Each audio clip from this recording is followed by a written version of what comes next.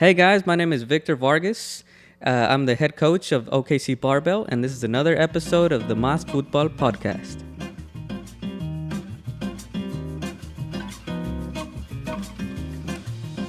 Yo, welcome back to the Mas Futbol podcast, the number one soccer podcast in Oklahoma City. I'm your host, Ricardo Ulloa, and I am here at Legacy Real Estate Group. Shout out to those sponsors for allowing me to record here at their place. If you're looking for a real estate agent, hit up my tia Rosy, my tia Vero. They are great, and everyone else on their team is awesome too. But I'm not here by myself. I am here with a guest. This guy here went to high school with me, and this guy's been lifting weights ever since then. And now he has a whole program, club, mentoring people. My guy, Victor. What's up, bro?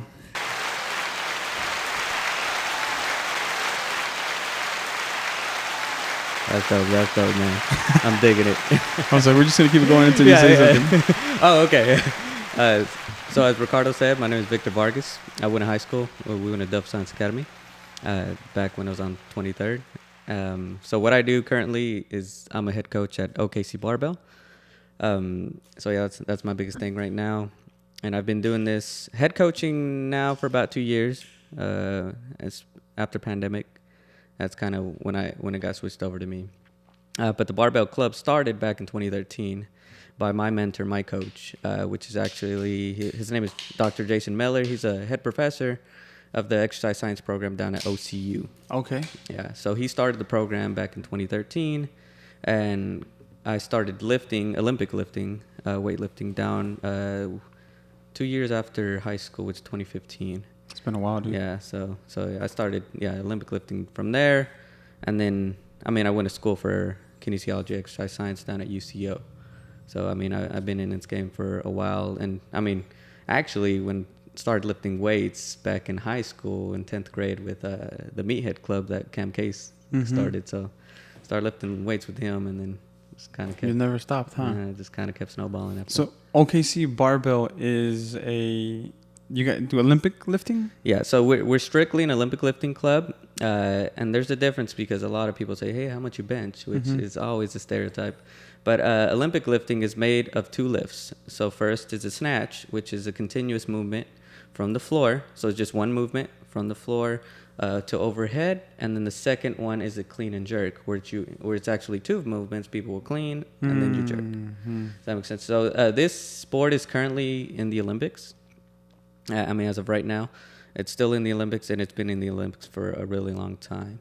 And then the way specifically in the Olympics, the way you medal or the way you win is they'll add both of the lifts, just the numbers, and then that's considered your total. Uh-huh. So, for example, if you lift 50 kilos in the snatch and let's say 100 kilos in the clean and jerk, your total's 150. And so that's kind of how they place. And the difference between Olympic lifting and power lifting, there's a lot of people get those confused, which I can kind of see why people get them confused in terms of the word power. Power equals force times mass times over acceleration. But how people get them confused is with powerlifting, there's bench, squat, and deadlift. So that's what they base their total off, or how they compete. And with Olympic lifting, it's just two movements. You said bench, squat, and deadlift. Squat and deadlift. Yes. And over here it's just a snatch and clean and jerk. Mm-hmm. Yeah, so just those two. So but powerlifting isn't in the Olympics. No, just just Olympic lifting. Well, it's called weightlifting, and Olympic lifting is actually they call it Olympic lifting just because it's in the Olympics, but the Olympic Committee actually own the rights to say the word Olympic lifting. But in reality, let's say if it wasn't in the Olympics, it'd just be called weightlifting. So that's a difference. Dang, so what is OKC Barbell then? Okay, so OKC Barbell is strictly an Olympic lifting club, weightlifting club. So currently we're located at over there at OCU, down in the small little exercise science building. So like I said, where my coach kind of started the program, he kept it there, and then from there we've been there for I'm telling you, since 2017. He kind of moved a little bit, but mostly there since 2013, and then up to now. And then currently ever since I got handed over head coach, we kept growing. So you're the head coach too? Yeah. Nice. So I'm the head coach now. So let me tell I'm you. the captain now. So the way that the way things happened was during pandemic. I mean, he also just had his family and things like, so he wanted to spend more time with his kids, which definitely understandable. He reached out to me since I've had more of the experience. Since you've been there for like 7 years. Yeah, already. Exactly. And I was already coaching people on my own. Currently, I think at that time I think that was right after I left, because I was a personal trainer down at Lifetime, down over there. Really? I didn't know that. So I probably had seen it though. But yeah. So I graduated college. that's what I was gonna say. Well, you graduated high school So I in graduated 2011. 13. 13. So Yeah. you went from high school to lifting. Yeah. So Derechito. So I tried to, since this is football podcast. So I tried to.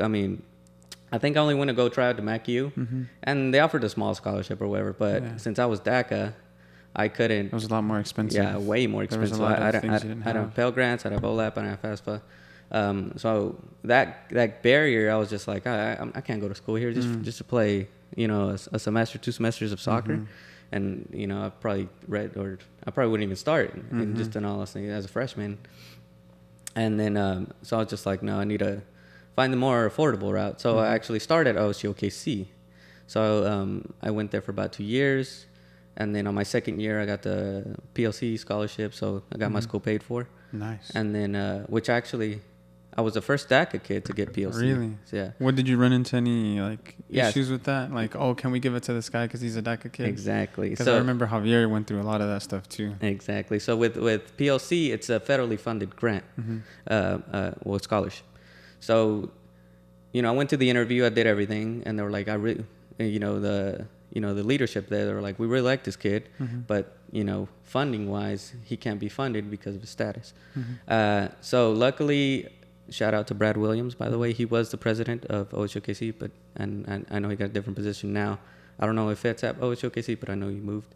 But big shout out to him. He was head of student affairs at that time. And then also big shout out to Alfredo Melchor. So those two, and then some other people in there, they were like, all right, we really like this kid, but how can we navigate him to get the scholarship? And luckily they went through, I don't know if they pulled some strings and got some private funding within OKC. And then they said, all right. Yeah. So, and then right after that, actually, they, Brad Williams called up UCO with their leadership program. They said, hey, I have this DACA kid. Do you guys have anything? Yeah. And so same thing. I went an interview over there. They liked me. Got a scholarship over there. It wasn't fully funded. I still had to work. I was still working 40 hours. Yeah, but it helps. Yeah. Oh, huge help, man. So luckily, thankfully, I graduated with no debt. And as a DACA kid. Congratulations. Yeah. Dude, that's huge. Yeah. So I was, it was crazy times during college, man. Just, not like crazy party time, but crazy like, hard life. Yeah, it's definitely a balance to get it all done. Yeah. So after I finished college, I went to Straight. The Lifetime reached out to me because I had a friend that she's managed there, and she was like, "Hey, you need to come join Lifetime." And this whole time you're lifting. Yeah. You're lifting through the whole thing. Yeah. So I've been lifting at the Barbell Club since 2015. I started actually doing CrossFit right after college, right after high school. Because we had some CrossFit experience in high school, right? And for the people that don't know, we went to Dove Science Academy together. And it is a soccer podcast, but you played soccer with us too, so we'll touch on that later. But our coach kind of exposed us to a little bit of CrossFit. Yeah, so a lot of lifting. So huge shout out to Coach Case. I mean, I think he didn't know how much of an impact, or maybe he did. How much of an impact he did to all of us. I see you, I see Pollo, I see all these guys that I played soccer with, and I see them now that.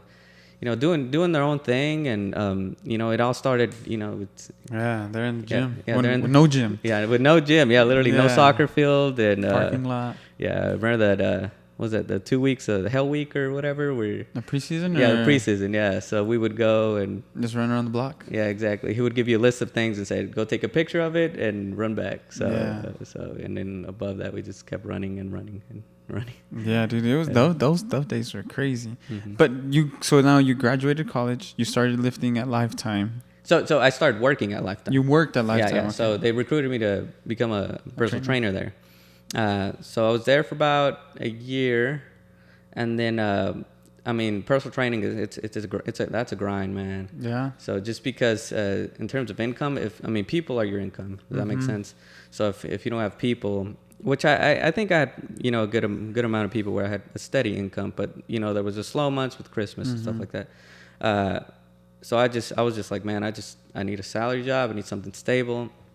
And then I reached out to actually my cousin Rogelio and my cousin Jessica at the time, that they worked at the health department, at the state health department. They're like, hey, you should come check out some positions. So I applied to a position there.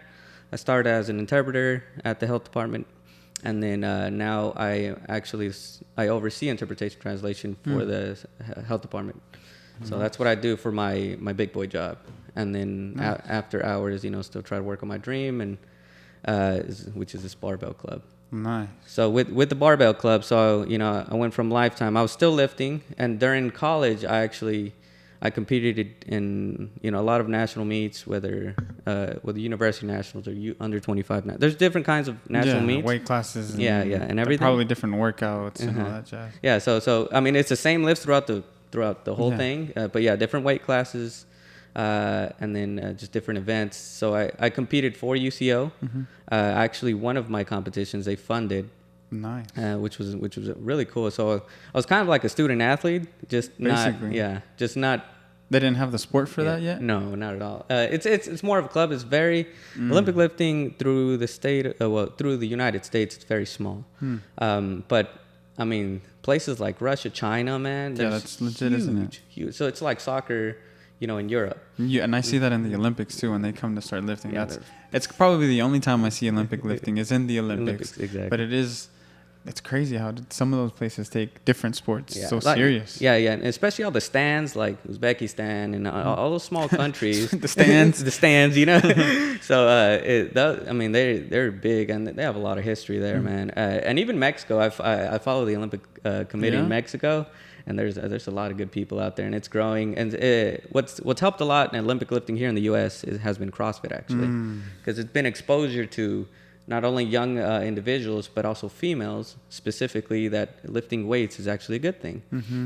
Since, you know, there's been this stereotype or this, you know, facade of, you know, women do cardio, men lift weights.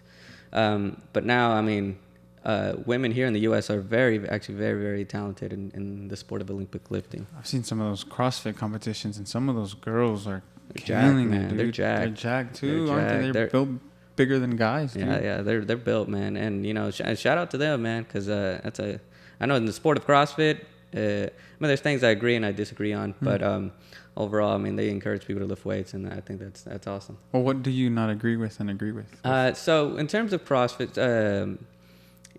And actually, you can't use the term CrossFit, or you can't, like, for example, if you open a CrossFit gym, you actually have to pay $5,000 to use the name CrossFit. Because they have a franchise or something? Exactly. So smart. So it's very, there's that sort of, but I actually was a CrossFit coach, and I got my cert in that, my certification. And then, so with things I just saw in CrossFit is they would use the Olympic lifts, but they would do them.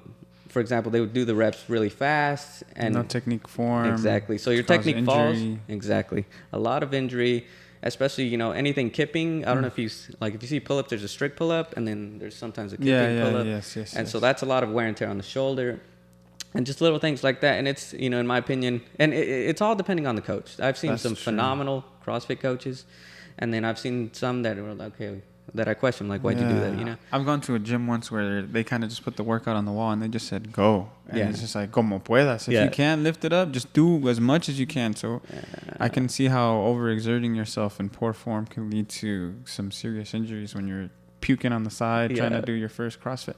As opposed to someone else who would have been like, let me see where you're at. Let me see what you can do. You obviously you're not going to be able to do the pull-ups without a band. Like, we know that you're a green band, not a black band. Like, just be able to give me some pointers. Don't just throw me into the lions and expect me to survive, because I'm definitely not going to come back if you do that to me, you know? Exactly. And you got to think about it. I mean, the people that keep these gyms open are, you know, Sally's from the HR department, you know? How are you going to expect, you know, that individual to come in and say, all right, do this RX workout or this, you know, prescribed workout where you have to do everything. And if it's not modified, you know, that's where everything kind of leads to that. And so within CrossFit, you know, I did a couple competitions, just local ones. You know, I was going against guys that, you know, were weigh 220. I'm 145-pound individual currently, you know. So I was just like, how am I going to beat these guys? Yeah. Even if I tried, even if I was a pretty good lifter at the time. They don't modify it to the person's height, so there's no weight class. Yeah, so it's like you go. So I mean, there's some phenomenal CrossFitters right now that I know that are probably around, maybe a little taller than me, but maybe around 5'5", 5'6". But those are their mass is just a lot. Yeah, but even then, like the elite CrossFitter has been on average around 5'9", 220. And in the short individuals, there's no way they're gonna win, man. Yeah. Just due to the stature and just I mean, it's really a tough game out there. Because they're rowing too, so even being a little bit taller gives you a few more points. Exactly. There's everything. There's wall balls. There's all kinds of. I mean, there's a gymnastic portion where shorter individuals could probably do a little better on, but on average, from statistics of how you've seen a lot of CrossFitters, it's on average the winner has been around 5'9" to 20, or around 200. But yeah. So, I mean, shying away from CrossFit, in Olympic lifting, there's weight classes, you know, everything's in kilos. So, I only know kilos right now, just due to here in the U.S. Yeah, which is like what, 1.3? So, it's 2.2 pounds equals 1 kilo. So I was in a 62 kilo weight class category. So, in college, I was around 138 pounds, 36 pounds. So I was competing in that weight class, and I saw some people weighing that much and lifting over 300 pounds. Really? It's nuts, man. That's crazy. So that was a fun part, and so coming back after we kind of got sidetracked with CrossFit stuff. Right after college, so I told you I worked at Lifetime for a bit. And I was coaching some people. I was already coaching Olympic lifting. Me and my friend, his name is Jason Frimpong. He's actually a personal trainer there at Lifetime still. Me and him started an Olympic lifting class for Lifetime. And he's still running it, which is awesome. But yeah, man, one of the biggest things I kind of wanted to touch point on, especially with this, and especially with the Hispanic community and things like that, is the investment on your health. I think there's such a huge gap, not only in our community but in everywhere. Does that make sense? But we know we're eating the tortillas, drinking the pop at 6 a.m., drinking the coffee at 9 with leche and the bolillo and the pan. Exactly. There's and those that, that go maybe work out and drink Herbalife with the concha, that's dude. It's tough, dude. Like, that's been ingrained into how we eat. So I think you're right. Keep going. Yeah. So I mean, I saw, and I think that's, I have to be honest. There's, with the, with the Caucasian community, they're so driven, and maybe because, at least when I was in Lifetime, I mean, people there have money, bro. Yeah. Like, you go out there, there's McLarens, there's Range Rovers, and so like them paying, and I'm telling you, I was charging $100 a session for personal training. Wow. Yeah, and now I'm not saying I would see all of it because Lifetime would take a crap ton of money. Yeah. But I mean, those people there, they just spending money, bro. And then if you look at all these CrossFit gyms, majority of those people are white.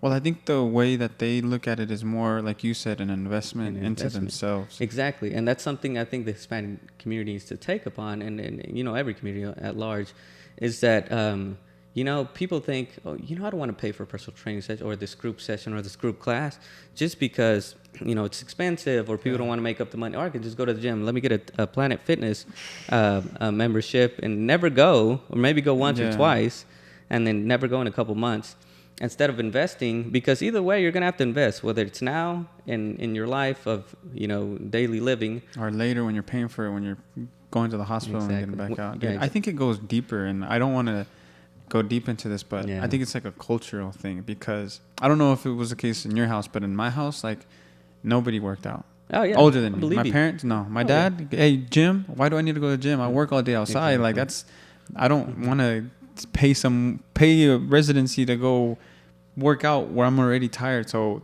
nobody in my parents were working out. None of my uncles, grandparents weren't working out. And it's really like those first generation people that are like, you know what, I'm just going to start hitting the gym, or, I want to look better because everyone's in high school, is looking at it. So I think it's like a generational cultural thing. Which I agree, because I know my parents never touched the gym, and anything. I mean, my dad played soccer with us, and we grew up playing soccer, which is awesome. I think he's definitely my first coach, which I know you understand this. So they would do the cardio-based side of it, which is playing soccer. But then the thing is, lifting weights is probably the most, in my opinion, is the most important thing to do. Just because if you ever have time, you just listen. One of my favorite TED Talks is called Muscle Matters. Muscle Matters. Yeah. So if you guys want to check that out, definitely check it out. And it just explains that. There's a lot of correlation with these, with diabetes, cholesterol, obesity, things like that. But one of the biggest indicators is sarcopenia, which is a loss of muscle mass. Sarcopenia. So it's just disease where. So the older you get, obviously, the more muscle mass you lose. So it's really, if you don't use it, you lose it. Exactly. So and I really I'm a strong believer of the only the strong survive. Yeah. Because when I'm 80, when I'm 90, I don't want nobody cleaning my behind. Does that make sense? So simple things. We live in such a sedentary environment. Yeah, dude. Because I have an office job, so I know exactly how what people feel. But the thing is, even if we put in these 30-minute bouts at the gym or things like that, it's going to take way more to do that. And then that's something that I actually admire about, the older generations. Because if you look at our parents or grandparents from Mexico, when did you see them sitting in an office for 8 hours? Never, bro. Yeah, exactly. Literally, their gym was going outside to the work. So, exactly. Now that we have, the luxury of being here in the United States, and actually, we have these office jobs that are way less taxing on our body than what our parents and grandparents went through. Then that's where we need to invest into something physically. And so back to the sarcopenia, the loss of muscle mass is, if you don't use it, you'll lose it. And so what I like about the TED Talk, it talks about a study about just a regular individual, a 25-year-old college student, and then comparing that doesn't do exercise, comparing to a 74-year-old, I don't know if it was a triathlon or some sort of athlete. 74-year-old triathlon. Some crazy. And so they actually made a cross-sectional X-ray on their muscle mass of their thigh, and equivalently, like, they both had just about the same muscle mass, if not the triathlon person had even more. So you're telling me that the older person had a younger body than the 25-year-old? Yeah. And what did he do? He trained. He kept up, and not only, obviously he's a triathlon athlete, so he probably did a lot of running and moving and stuff like that, but I'm pretty sure he definitely had to lift some sort of weights. Yeah. And there's some sort of resistance there to keep that muscle mass up. So the biggest indicator is you can be 74 years old. You can start at 80. Currently, I have a 63-year-old. I saw that lady, a picture of the lady. So she's a 63-year-old Olympic lifting athlete. So she started when she was 60. And she has great mobility. There's things just like any other individual that you got to work on. But she goes in there. She is invested, man. And it's super awesome to see. And that's why when people tell me, like, my mom or my aunts, it's like, no, I can't do that. And I'm like, well, bullshit. I got this lady. I tell my parents, like, that's BS. That's like whenever I was sharing with them that I wanted to run the marathon. Oh, no, you're crazy. Can't nobody do that. And I said, watch me. And then when I went to go run, I saw these 50-year-old people, barefoot people, pregnant people doing it. So I think it's definitely all in your head. It's definitely all in your head. And like you said, it's definitely, there's a heavy cultural influence on exercise with Hispanic culture, and I think it's going to be our job, even if we just telling them, even we just annoy them, because I know the hardest people to train are your family. Because I'll tell you right now, I've never trained my family. Well, I've tried, and it doesn't work. Not only that, they probably won't pay you. No, not at all. Which I don't expect them to pay, because they're family, but still, like, the level of respect isn't there. So that's where, I think if you send them to other people, which I think there's a gym down here in the south side. I know there's a nonprofit boxing and Olympic lifting gym called Higher Dimension. I think that's on 59th. Cool little gym. So if you ever want to take your son there or anybody. I just followed it's a pretty cool gym. I think it's on 29th or 30 or 44th. I think Tank's Athletics I saw on Instagram, which is cool. I haven't seen a functional fitness gym that actually, they had the barbells, they had things like that. but I mean, obviously, number one is OKC Barbell. So we're an Olympic lifting gym, and we cater to all ages. Whether it's, my youngest, I think currently he's 12. And then I actually had a young girl, a 15-year-old girl. She's a powerlifter and an Olympic lifter.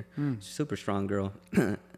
And then I took her to youth nationals in the summer down in Vegas, and she actually placed second. And this was the first time going to nationals. So Jesus. So she's a monster, man. So yeah, she's definitely, in my opinion, I could definitely see her like Team USA type thing. Yeah. What's the youngest then that you can start Olympic lifting? Because isn't there that stigma that if you like start lifting weights early, you're gonna stay short or something like that? So yeah, which is actually a myth. Now I'm short just because of my genetics. No, you did a lot of lifting. That's what. Just tell everybody it's from the powerlifting. Right. Yeah. My mom's 5'0", so I mean I know, and yeah. So but yeah, I mean my thing was like, I'm not gonna get any taller. I'm gonna start lifting weights. You peaked at 5th grade or something. Yeah, exactly. Yeah, I peaked at 5th grade, and then I was a freshman. I was like, yeah, I ain't getting any taller. Yeah, but yeah, with the stigma of people, and I think this is I'm actually glad you brought this up, is that, a lot of people shy away, specifically with kids. And I think that's where, like I told you, our culture and especially the soccer programs here, you see all the South, like Capitol Hill, Grant, Northwest Classen, like all these high schools where they're predominantly Hispanic based, they have a strength conditioning program, probably just for the football program, but not for the soccer program. Yeah, that's right. And I think, and I actually saw this, which a lot of Hispanic young kids, they're very skilled, very good with the ball. Pero son los más flacos. Exactly. So I went to my brother's because he played Northwest Classen, and they actually won state finals. Yeah, they won the finals, didn't they? No, they lost at the state finals. And then the year afterwards, they won it, didn't they? Something along those lines. No. They ended up winning it though, pretty soon. Northwest Classen? Am I wrong? I might be wrong. Yes, They went to the semis. So when I saw them at the semis. It was against some Tulsa school, and as you know, that's the one where they lost in penalty kicks, or no? Or they won it in some funky penalty kicks. That was at Taft. Yeah, they won that one. But this was a year before that. I think it was like 20. Maybe 18. I forgot. But anyways, like. So what I saw with these Tulsa kids, and Tulsa has, they have a strong program, soccer program, everything, man. They're, as you know, you follow all these high school sports, is that they're powerhouses, man, in every single sport. And I think because there's funding there, which, I understand there's that gap of funding, but these kids have, they have some super awesome strength conditioning rooms. Their facilities, top notch, and I'm pretty sure they have some good coaches there. So when I would see these Northwest Classen kids go against these, Bishop Kelly kids, or these Tulsa, Union. Yeah, Union. Yeah, it's all these big kids, bro. Where these kids, they were at least weighing, in soccer talk, they're probably weighing, 180, 185, which is pretty solid as a soccer player. And you go against these 5'5" kids that weighed 130. You know what I mean? Yeah. So there's only so much in you look at Lewandowski, bro. He's that dude, or solid. Holland. Them dudes are built. And not only they have the touch, everything else, but I think that's a huge aspect that's missing with all these programs down here in the South Side specifically, is that there's no strength conditioning program. Or if they do, they probably do it a little bit in the off season. And that's if they're lucky, because I know, because my coach, he said he volunteered to do strength conditioning for Northwest Classen for a while, so he's doing with the girls and the boys, and he kind of did that to maybe if he finds a good weightlifter in there, and then pulls them out and they start trying it. But he noticed that there's this big gap of this area where I think it's much needed, because if you compare those other big schools, they're getting ran over. Yeah, dude, we did Olympic powerlifting and a little bit of Olympic lifting at Dove, and that does go a lot further, because it can also be used for recovery sessions as well, and all that other reason. And I was gonna mention it to you. I was like, why don't you try to do something like that? But you mentioned that you had a coach who done that, but they probably just don't take it serious either. Yes. So my goal is to, especially with the Olympic weight with the barbell club. I first have to. There's people, I got to keep the doors open. People got to come in and obviously pay and be part of the club. And it's a community, it's a family, it's awesome. But it's a business. Yeah, it's a business for sure. But my goal is, after we're a little bit established, and maybe because we're just actually moving locations to Alchemy Athletics. So shout out to them. Where's that? So it's down on Brenton and Penn. Okay. So past Nichols Hills is kind of right in that area. So it's right next to Cassidy Schools. Okay. So right in that corner, and they have a 9,000 square foot facility. Wow. So they have classes. So if anybody wants to try out their classes, and then we'll also be set up in there. So we'll have platforms in there, lifting platforms, and then so we'll be running our hours in there as well. Nice. So we're going from this small, less than 2,000 square foot facility, man, to this big old place. It's gonna be a huge upgrade for us. So I think that's awesome. Congratulations. Thank you. So, we're heading in the right direction. And so my goal is to provide, after we get settled, and we're going to have, so Tuesday, Thursday, we're looking at a youth program.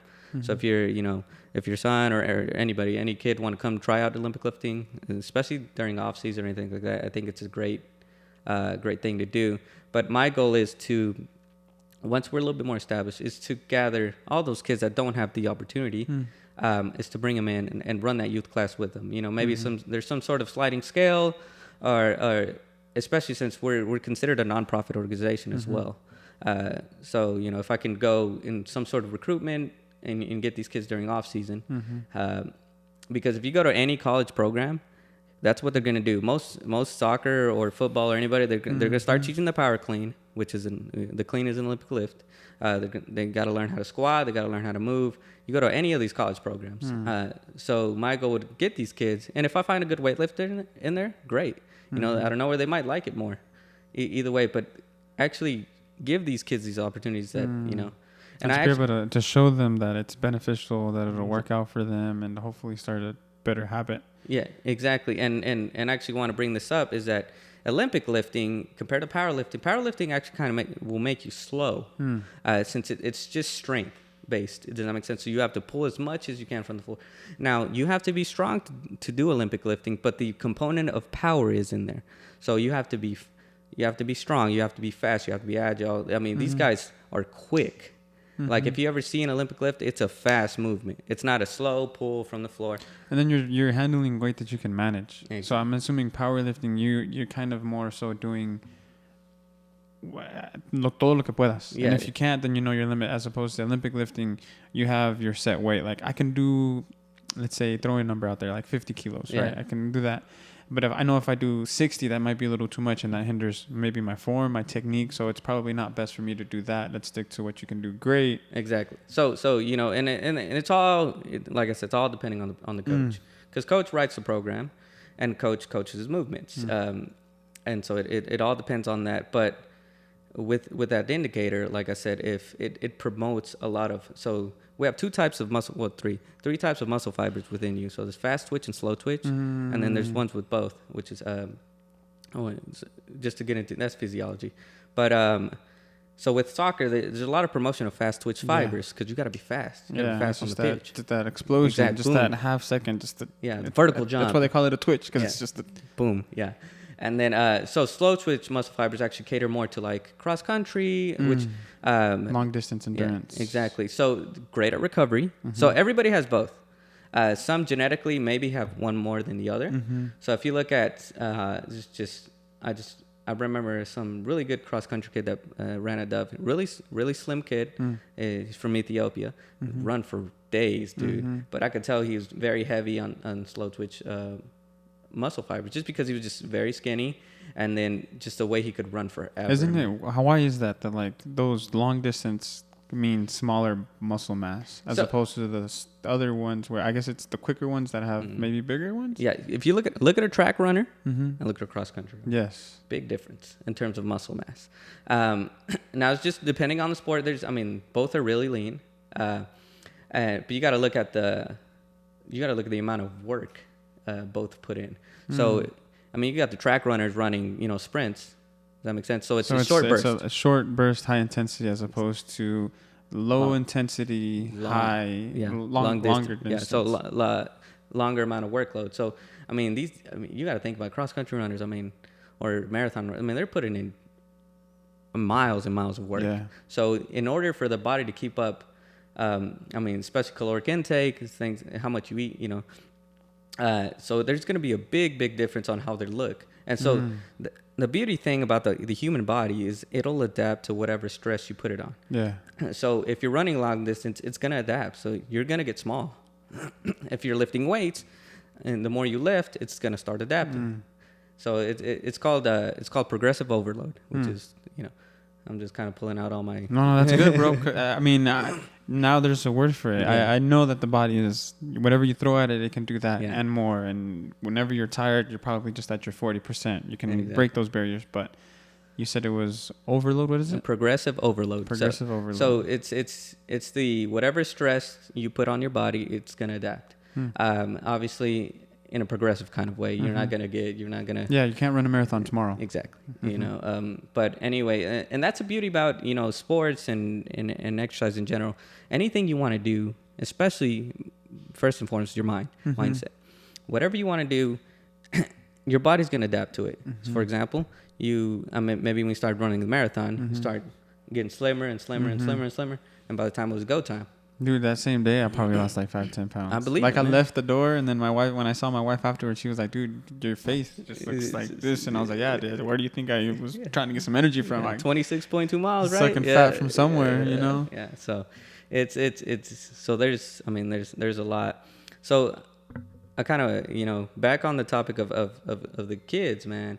So I really want to start this, try and get these kids out of, maybe have a pantry there, just things like that to kind of help these kids. Like a safe place. Yeah, exactly. An after school program of some sort where if they're not playing soccer or off seasons or anything that'll gear them up to maybe if they do a college sport, or maybe they just become an Olympic lifter or just anything, specifically to the community that I was raised in. Does that make sense? So I know there's the Cassidy School, there's the Heritage Hall kids, they have money, their parents have money, and they have good programs there. Does that make sense? But I really want to tap into those kids, that didn't have the opportunities. And I really like I remember one post you put a while back, man. It says, be the adult you wish you had when you were a kid. Yeah, exactly. So that actually struck me a lot.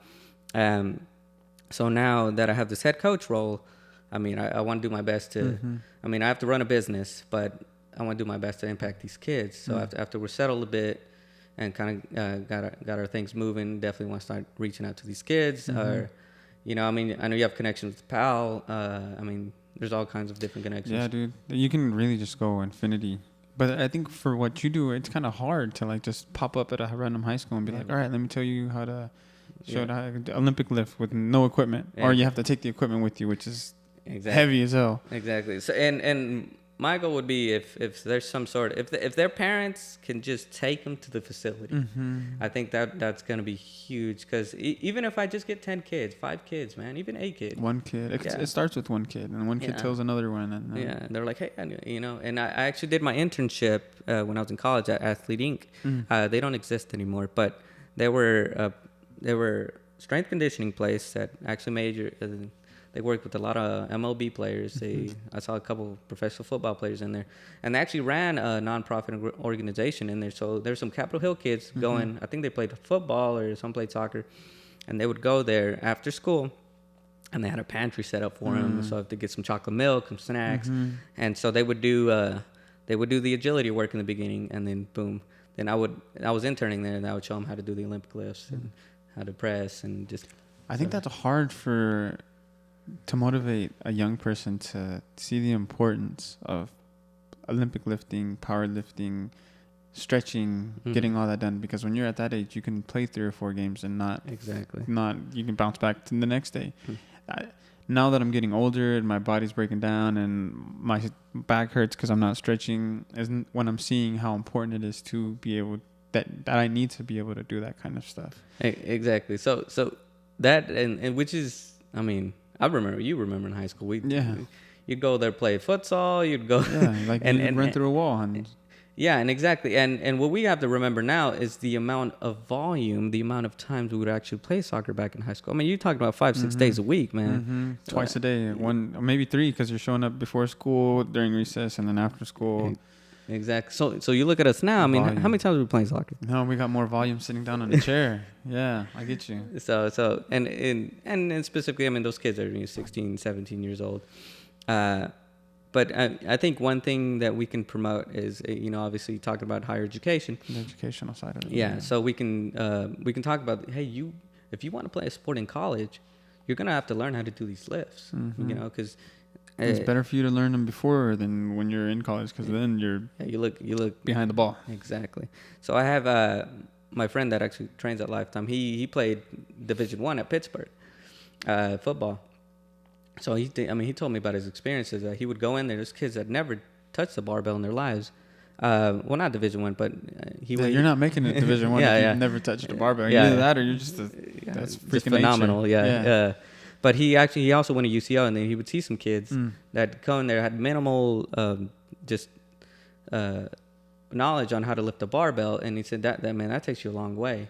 It does. There's the technique, there's the form. Not only that, but then some people's bodies are just built unproportionally. So maybe your lower half is great, but not your top half, or it's the other way around.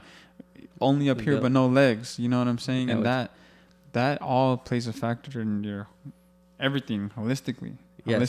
Yes. And so with these kids, I mean, if you can tap in, because I mean, as you know, there's a ton of talent down here in Southside OKC. With all these schools, and maybe these kids aren't even thinking about college.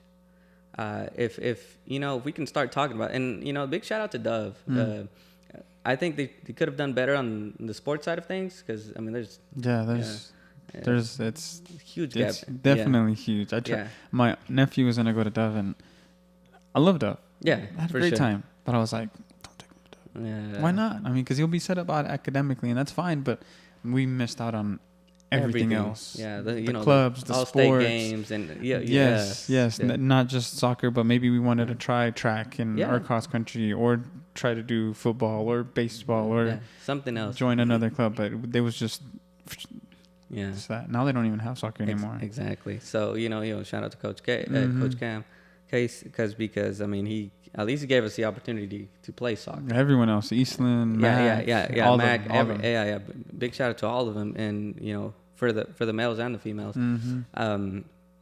But I think and which is a good, I think exercise is probably the most important thing for an individual, especially for a young individual, specifically trying to keep them motivated to do academics, because what was the biggest driver when we were in high school? Sports, dude. Exactly. If I didn't have good grades, I wasn't gonna play soccer. So I guess I had to get good grades. Yeah, right? I'm not eligible to play, so I got to get my grades up. And I Dove too, para acabarla de fregar. Exactly.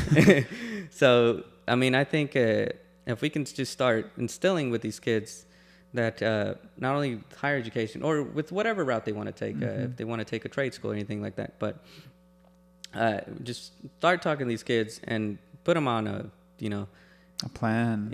Something structured, just anything structure. Whether it's like the sunrise soccer with 6 a.m. Man, that's structure, man. That's setting structure in their lives that'll impact them a long way. Because maybe they don't know it now, or they don't know the sacrifice that their parents are doing, that taking them 6 a.m. practice. I mean, that's tough, man. Tough, that's tough for an adult. Yeah, that's just, I only made it to a very few, so trust me, it was tough. Yeah, so let alone a parent taking their kid, and their kid's like, the kid's starting to see that, they're like, all right, this is important. I love it enough to wake up at 5 whatever in the morning, get to practice, train, and then do my. It is tough with trying to motivate and get the kids to do that, because you brought up 2 words, kids and structure. You're married now. Congratulations. Yeah, thank you. Whenever you have a kid, how are you going to structure this to promote it in his life? Exactly. You know what I'm saying? Like how will you surround him? Because for a kid, I think the number one thing you have to do is just make it fun. Yeah. I don't care what you do. As long as you make it fun, the learning will happen. Just try to make it fun. But I'm thinking about my kid now. It's like, how am I going to promote exercise for him? I just answered my own question. I have to make it fun. But it's because it's tough, dude. Does your son play soccer right now? Or no, he doesn't play. We tried to, but he told us he didn't like it. And I'm very much the type of, like, you don't want to, I'm not going to force you to. But if you make a commitment, you got to see it through. But he said he didn't like it, so we took him out. But, I mean, he'll probably warm back up to it. He likes to play video games, but I'm hoping not to make him a couch potato. But it's just, you got to pick your poison. So yeah, and technology's scary, man. Dude, have you tried the Oculus? Oh yeah, I have. I have an Oculus at home, and I was very hesitant about showing my son how to play it. And now he likes it, but it's because like if we can tell the difference from real and virtual. For them, I don't. It could probably get a little messy. You know what I'm saying? So it's crazy, dude. Yeah, and if he's not playing that, he'll jump onto this. I love video games, so I have a VR. I got the Switch. I got the PlayStation. I got the Xbox. All, so he's bouncing around playing all that kinds of stuff. But it's on us to be able to keep them disciplined and have structure and be like, hey, like you just got back from school. You can play 15 minutes. We're gonna read a book and we're gonna put you to sleep. You gotta eat, and then on top of all that, where's your structure, bro? Yeah. So I mean, I think. One of my business associates, and also he's also a coach. His name is Ray Harkness. I actually love what he's been doing. Is that he has 2 kids. I think they're about 10 and 12 right now. But what he does, he runs all these weightlifting competitions and stuff. He's the one that actually runs the meets.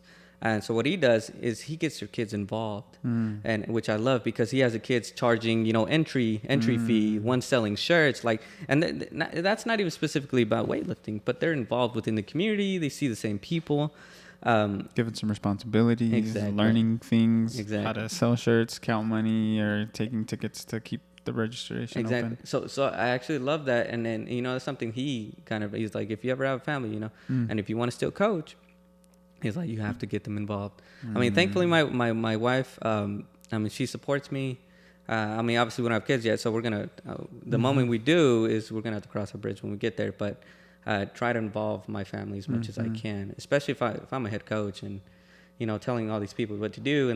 But you said it best, dude. It's like whenever you coach your kids, they won't hear it from you. It's kind of like when you said you were trying to train your family. Like, they don't give you that respect. To a certain degree, your son will give you that respect, pero a la vez como que... I remember when my dad used to train me, and I'd be like, dude, you want us to pass in a circle for 5 minutes? Like, come on, dude. Like this, let me do some of these. Like, but whenever somebody else tells you that, you're just like, all right, cool. So there's just... Yeah. And so it might take, I think... that's what I love about, generation now, especially with us, more, that we actually grew up in the U.S., is that we see all these people that take their kids to different sports, and I think that's our job to, if you don't like soccer, let's try baseball. Try something else. Yeah, but keep trying things. That's why you always ask these kids, what'd you do? Well, I played Little League when I was 5, and yada, yada. But it's because their parents gave them these opportunities. And I think that's our job, as I'm not a parent right now, but it's to give them the opportunities we didn't have.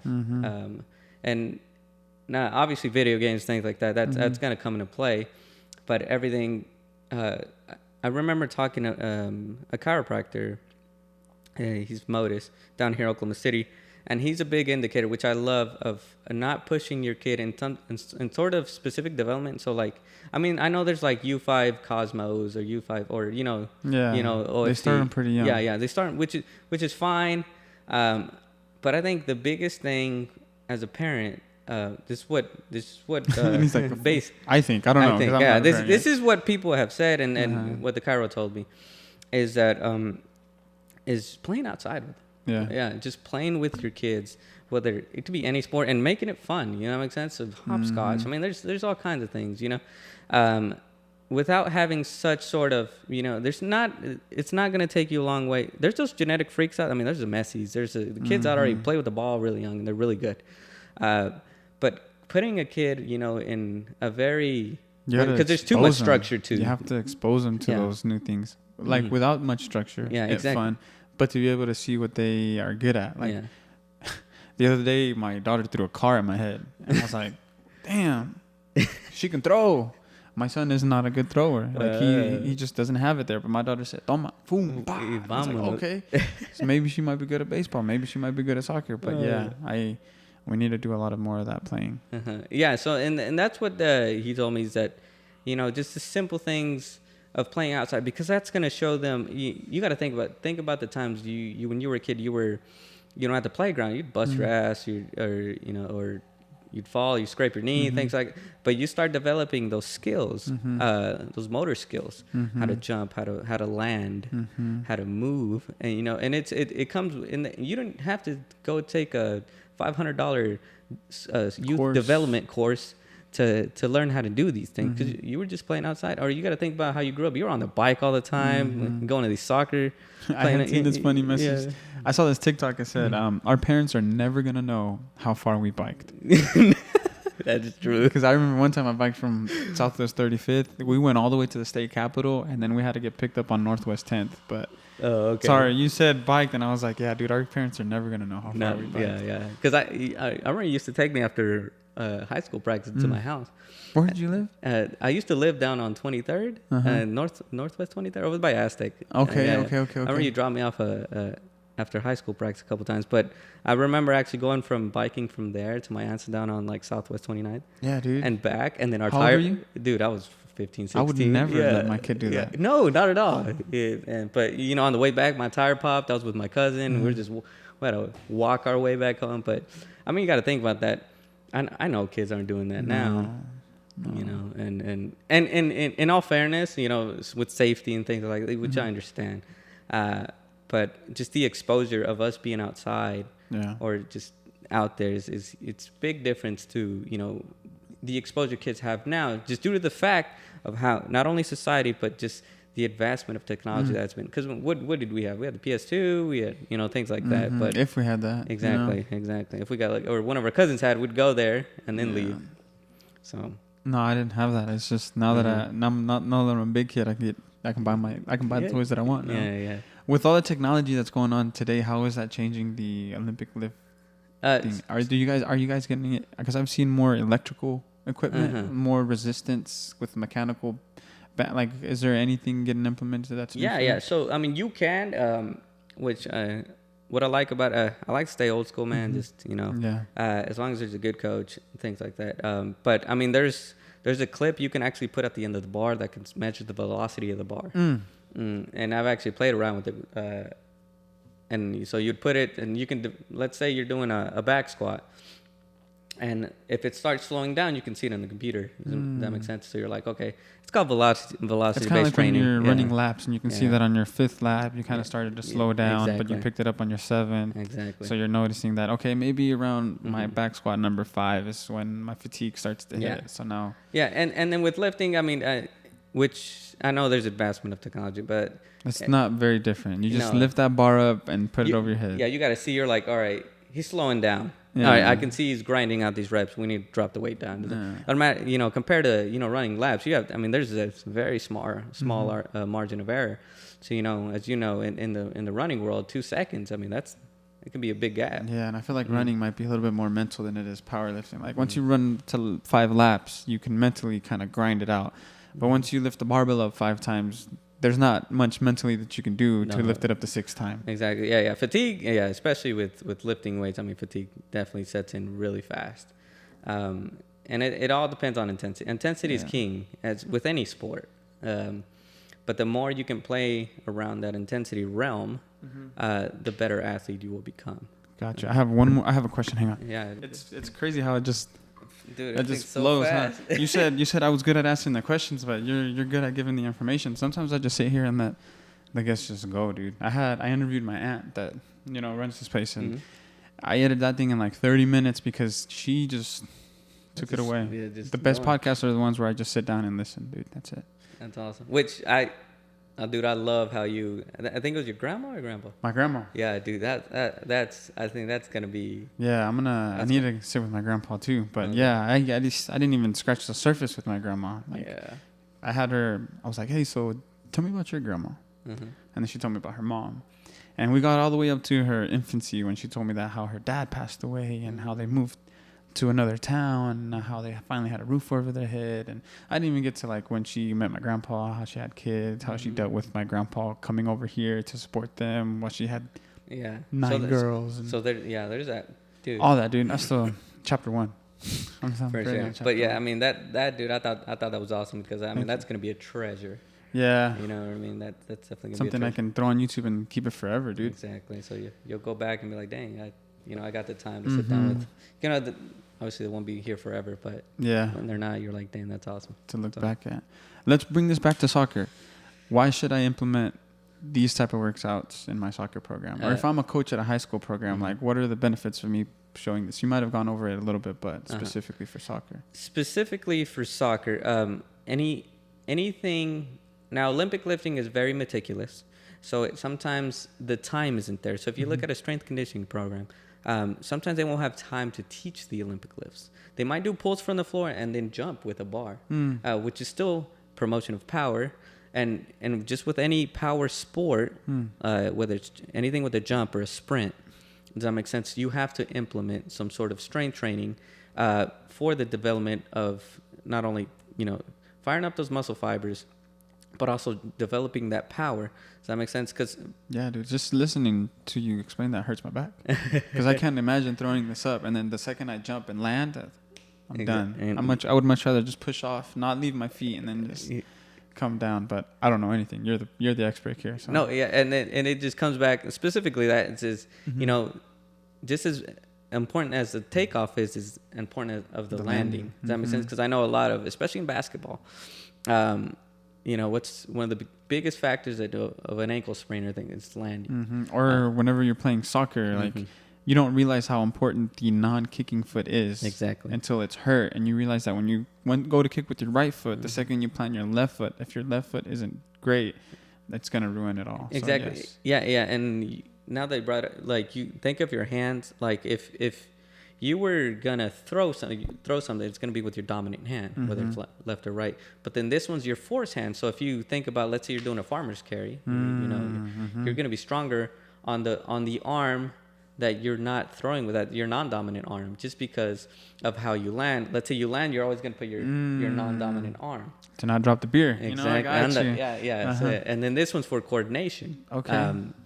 Well, I'm a righty, but so people got to look at that. And same thing with your feet. You have to plant your foot in order for the rotation and the kicking motion of the actual soccer ball. So specifically and in strength conditioning with soccer, I mean, you got to work a lot on that non-dominant foot. And just like how they teach you, make sure you learn how to play with both feet for sure.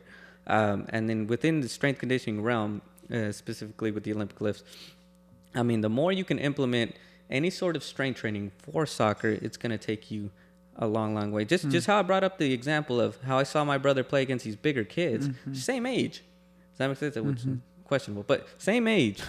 Yeah. But those kids were built, man, and they would just run them over.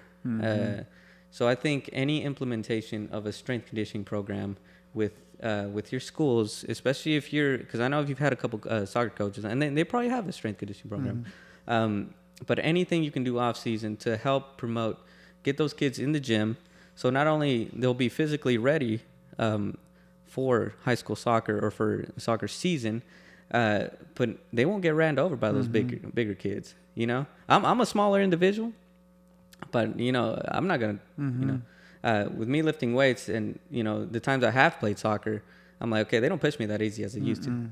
Plus, your center of gravity's a lot lower. Exactly. You're attacking them a little bit lower. Are you still playing? Yeah. At Western? We're tanking them in the same team? I know, Tito and them. Did you guys make the playoffs this year or no? Yeah, we're actually going to second now. So, so it's cool. But yeah, I mean... He said it's cool. It's fun. But yeah, I mean, I see all that talent up there, man. There's all kinds of kids. But yeah, I think working... And this specifically towards high school kid individuals, 9th through 12th grade. I think, and if younger kids from there wanted to lift weights, there's, the myth of you're going to stay short is completely irrelevant. Debunked, so it's not true then. It's a complete myth. Right. Like I said, the most important indicator is the coach. The coaching, obviously, is going to determine, obviously, how the kid moves. A good coach, specifically, will obviously measure, because I don't have my kids back squat. Like, I have kids in there and they don't back squat. Why not? Just because I don't like to put a lot of stress on their spine right now. I mean, so you put the bar on your spine, and just the first thing with kids is they have to be stable. If you look at a kid lift weights, they're all kind of wiggly. You just got to start really simple. So you give them the PVC pipe and just teach them technique. Yeah. So the technique, and a lot of bro stuff, really. Bro stuff meaning like a lot of simple presses and a lot of rows, just little things, and the volume is obviously way lower than an adult. And then from there, as they develop, you know, as it gets stronger, especially puberty sets in, things like that, then you start throwing a little bit more out. So if with the kids I have now, you know, sometimes they're like, this is boring. And I'm like, well, this is gonna, if you want to do the fun stuff, which is the Olympic lifts, you have to do all this boring stuff. Just like any other sport, you know what I mean? If you could improve Olympic lifting in one way, whether it is to make it attractive, to make it more appealing to people, how would you do that? I want to, so specifically, I mean, obviously social media is probably the biggest biggest influencer now. And the coolest thing now is that anybody can do it. So promoting in the sort of sense that any age, any sex or gender, any, you know, any level, you can start and you can lift. And we specifically cater to, especially those athletes or non-athletes, because right now we have a couple good lifters, and they were band nerds or band geeks, and back in high school and college, and they got scholarships to play, you know, in band and stuff like that. But and now they're Olympic lifters, and we have a couple actually in our team right now, and they're great. And actually seeking those kids that didn't play high school sport or thought they weren't athletic enough, you know, that's where, like, I'll bring like to CrossFit is, you know, let's say you're out of college, you're like, man, I've never done anything, or you go to a functional fitness place and you're like, I'm just starting to go to the gym. Yeah, but you don't know what to do. Exactly. You don't even know where to start. You don't know what to live. Exactly. But like catering to those kids that, you know, let's say they join a group fitness class and they're like, okay, I actually like this stuff. And then you start getting those kids, and, you know, because a lot of the attention is always going to be on the specific athlete in high school, like, oh, he's the best, but yada, yada. But actually opening the gates to, you know, this individual played band their whole life or did band their whole life, and now they're an Olympic lifter. You know, and now they're going to national meets, national competitions, and, you know, there's a life after, you know, high school or college, you know, even if you don't make the pros, or, you know, even if you didn't go play college ball. So I think specifically catering to that, and specifically females, man. I know I'm a male coach, which, you know, there's that stigma there. But, you know, in my team right now, there's some really strong girls. And just promoting them and promoting everybody, the age, you know, anything like that, is really going to open the doors and see, like, hey, that girl can do it. Or maybe a girl's a bit more heavy set, or a gentleman's a bit more heavy set, but they're strong. Does that make sense? And just that's what I love about it. I mean, it's literally for anybody. Yeah, that's from what I'm hearing. I guess the barrier entry isn't too low, but I mean, you can get started and in 5 years be lifting in competitions, I guess. Yeah. So I mean, I've heard of people that didn't play sport in college and they made it to a national meet. That makes sense. So it's a hard sport for sure. I mean, there's a lot, and, you know, and I think genetics play a huge role.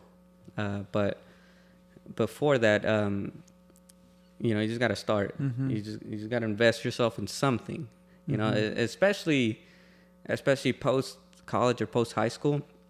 You have to, you know, like I said, your health it's going to take you. Your health is wealth. Like, that's the only thing you can't buy back. So. Exactly. So, you know, if you got to think about it, you want to be 80, 85 and having somebody take care of you? So 80, 85 and having somebody take care of you sounds nice, man. It's rare to see somebody that's 90, 95, 100, at least in my case, because I used to work delivering oxygen supplies, delivering wheelchairs, walkers, and I would see all kinds of people. I'd see people in their 50s, low mobility, low range of motion, can barely get around. I'd see people in their 90s, sharp as a tack, taking care of themselves, like, and it's so wide, and sometimes, dude, circumstances of life just hit you, and you just there's no control over that. But your health is something that you can control. I mean, a little bit, you know, you just control what you can. Yeah, and I actually know of a so they're down in Lawton, Oklahoma. There's a barbell club over there as well. And then I know this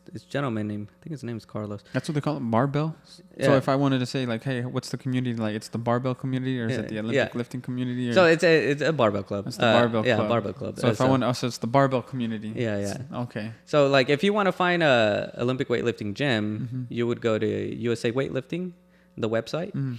And then there's a gym locator in there, and then for example, you type in Oklahoma City Barbell will pop up, or just anywhere in the States. So sometimes, like, if I'm out of town and I still need to train, I'll just look. Let's say I'm in Texas. I'm like, hey, nearest Dallas, and then all these barbell clubs will pop up, and then I'll go train there. But yeah, I mean, so there's this gentleman down in Lawton, and he's just wheelchair. Does that make sense? And he's still training and he's still coaching.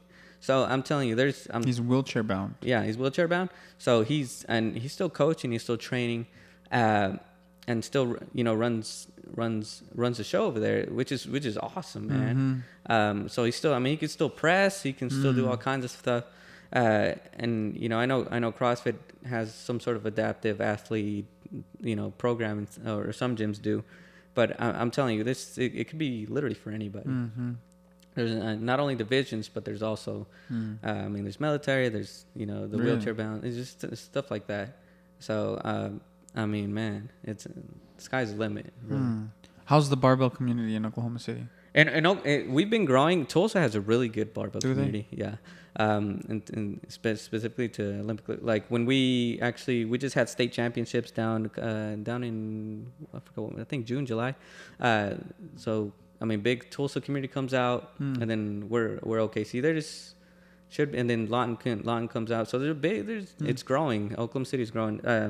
Where you see a lot of barbell clubs, and specifically states like Florida, Texas, and California are the biggest states, like that. But there's huge bar. But now here, currently we're sitting at, I think, 17 athletes, and then 5 of them being non-members. Well, we have like 22 athletes, so 5 non-members, and the rest are my people. My people, yeah. So, and it's growing, man. I just got a couple kids from Kansas City that came down, and they looked us up, and now they like us, and then they've been training there for a while now. Nice. But yeah, Oklahoma City is growing. I think just what a lot of people know is if you've seen Olympic lifts, people are scared. They're like, that hurts my shoulders. It's a big old bar, dude. It's long. It's wide. It's the weights look intimidating. Yeah. And then I got to throw it over my head. Exactly. So there's a big stigma right now, but I think exposure is going to be probably the biggest thing, which, like I told you, I think CrossFit has done a great thing about it. It's exposure, but specifically, especially those good coaches out there that expose people to say, yeah, you can come in, you can lift this bar. I can teach you how to lift this bar, and you'll and people end up liking it. Does that make sense? So yeah, man, if you ever want to try it out, dude, I'm gonna take my family of 4 because I've been trying to get everybody to do something. Yeah, so it'd be fun. And like I told you, down at the new gym we're at, so it's Alchemy Athletics. That's what they're called. They run classes there. I've seen their programming. It's awesome. They don't do a lot of too much. It's, for example, they don't do the Olympic lifts back to back or really really hard or loose form, things like that. So I think that's really awesome. And then I think it was cool for them to let us in there. Now they have, somebody specialized in these specific lifts to teach you, but we also offer these classes for general fitness. So yeah. Damn, dude, sounds like you have a whole well-rounded program, dude. Yeah. And then don't you have like a couple world records under your belt there? No. I have a couple state records now. Yeah. What, like what? So in the 61 kilo weight class, I have both the snatch and the clean jerk record and the total record. So I have those. I've gotten I won a university nationals. I placed second, which was awesome. Yeah. So that's what I have as an athlete, and I still hold those records. Cool too. And then I went up a weight class. So you're looking for any more records or what? Yeah, so I'll still train. Especially, I think as a coach, you got to put you got to earn your stripes. You know what I mean? Yeah, you got to earn your respect. Exactly. So they were like, yeah, I've never seen him lift. So no, you got it. Well, dude, where can people find you? So people can find us. So specifically Instagram, I think that's our big mover right now is OKC_Barbell. So if people want to just follow us, or if you want more information on it, you can DM us through there. And then specifically, we are getting a new location starting August 29th, so it's actually next Monday. We'll be down at Alchemy Athletics. They were known as Tribe Gym, but they changed their name. And then it's going to be over there on Brinton and Penn. It's like in the village on Brinton and Penn. So, yeah, we're going to be having classes. So team training, we have team training Monday, Wednesday, Friday. So it's specifically the people that have experience, and obviously we have that, and it's a cool culture, man. It's a good sense of community. People have their back, people cheering them on. It's awesome, man. So, once you go out there and make a couple videos for us, dude. you're gonna see Let's it, dude. do it, the grand opening. Yeah. Let's So and then Tuesday, Thursday, what we want to do is we're gonna have a youth class. So from 5 to 6, have a youth class, and then from 6 to 7 is our on-ramp class for specifically adults that want to learn the Olympic lifts or want to improve. So for example, let's say, you know, a CrossFitter comes in and say, hey, I want to work on my Olympic lifting. We're like, yeah, hey, I want to join the light side. Yeah, I know, yeah. But yeah, come here, man. We can teach you. And then Saturday, we're still team training, but it's more open gym. So yeah, I mean, we're gonna be there Monday through Saturday, and like I said, the goal once we're a bit more settled is reach out to these kids, to these schools specifically, and say, hey, can we get some of your kids for off-season program? Or even just going to them. I found that's the easiest way. Really? Because with all the soccer stuff that we do, it's like, how do we reach those kids? Well, of course, it's just going to the schools. But getting them to come to you is so hard. Like getting a parent to understand that, like, hey, you know, they're trying to... So I have always... And it's just harder for you because you have a lot of stuff to carry. You know, you have to wait. But if you just go to them and just be like, hey, let me get a PE class. Let me get an after-school program. Soccer is starting up. Let me get you guys during preseason to show you guys the whys, why this is going to benefit you, why this is going to make you play better, faster, stronger. And then if they want more, I mean, now you can find us, I guess. Could you give me an example of how you did it, or it's so easy, just connecting with the principal, man. Okay. Shoot an email to the school and be like, hey, my name is Victor and I run this program. And you can even just be like, hey, I would like to just tell them you have a program. Lie to them. Don't listen to me, but lie to them. Be like, hey, I've gone to this school and this school. Okay. I've came by, ran a 30-minute class for an hour because classes switch. That's how I'm going to do the soccer. Well, I want to do a soccer program where I show up to a school and you can just put weightlifting as soccer, but go to the school and talk to the PE teacher, talk to the principal, see if it's okay for me to run a few clinics, show people how to do it. And then when they leave, if they're interested, they can get more information from me. Or if they want something a little bit more long-term, well, why couldn't I just come by once every 2 weeks and just stay there all day and just run it with them and then leave some pamphlets? Basically just touching people. Be like, hey, this is weightlifting. And did you go around different schools and do that? Yeah, Cool. Honestly, like we did it where we had a clinic at Heronville. We did one at Capitol Hill. And that's just basically just a free way for you to promote it. You know what I'm saying? And whether it's high school, middle school, elementary, I think that's the easiest way. Just being like, hey, I got a program. Let me come by. Especially as a nonprofit too. Yeah. Because it could be now one of your programs under your nonprofit. Yeah, exactly. And then that just looks better for you, whether you're trying to find grants and all that other stuff, because you're being a positive impact to your community. Exactly. You know what I'm saying? Which is the goal for OKC Barbell is definitely starting a youth program, that sort of sense. And, you know, maybe we can take like PVC pipes and then to a PE class and be like, all right, start here. This is how you start. And then maybe for the people that are interested, or if you do have any traction, now it's going to be worth for you to maybe just grab a few pounds and bring them in there and then just have people do that. I don't know. Maybe think of it like how we used to work out after school. Yeah. Whether you show up after school and then bring it and be like, okay, like this is entry level. Like this is how onboarding. You guys love it and enjoy it. Come over here. And then maybe if that picks up, like why not open one up down here on the south side or something like that? Or you don't even. That's the beauty of it is I don't even think you need a roof over your head to lift these kind of weights too. So you can parking lot. Why not do it at Scissortail Park, you know, or something like that? Like there's possibilities are endless, really, and that's the cool thing about it. And you've learned it yourself. You don't need anybody to teach you. You just tú eres the man, I guess you can say. Yeah, for sure. And you know. Like I said, I mean, big shout out to my mentor and my coach. That definitely, I mean, I was training under him for 7 years, man. It's a long time. Literally doing day in, day out. And even specifically during college, because that's when my dad passed away.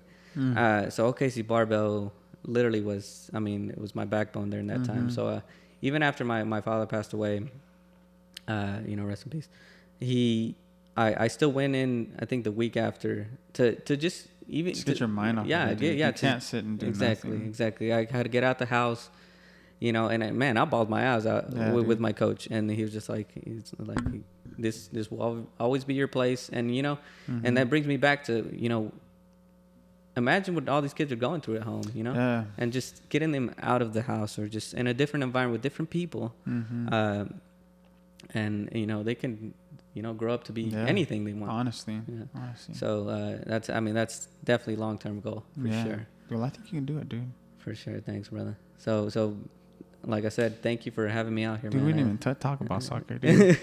Did you ever play soccer? Yeah, I played soccer. Nah, well, dude, that was great, man. You gave us where we can find you. You told us a little bit about yourself, but if you want to just recap again where we can find you before we close it out, and if you have any last words. Yeah, for sure. So my name is Victor Vargas. I'm a head coach at OKC Barbell. You can find us down on Brenton and Penn and Alchemy Athletics gym, or you can find us on Instagram on OKC_Barbell. So like I said, our training times right now are Monday, Wednesday, Friday from 5 to 8. And then also we'll have a Tuesday, Thursday beginners class or youth class. If you want more information, please reach out. Like I said, this is great in terms of sports development, specifically off-season stuff, to get yourself better at any sport you're doing. Like I said, typically the sports that there's going to be a power component in there. So whether it's soccer, basketball, track, anything like that, softball, if you want some sort of, strength training, because we'll be kind of conducive to those sports. And especially if you're gearing up to go to college, please reach out. I'd love to help you. So when you step foot into college or into a weight room, you're not going to be completely lost. And like I said, Alchemy Athletics offers general fitness classes if you're interested, especially for any working adult. I think they're awesome. So if you want to come check us out in general, please come by. Dude, you killed it.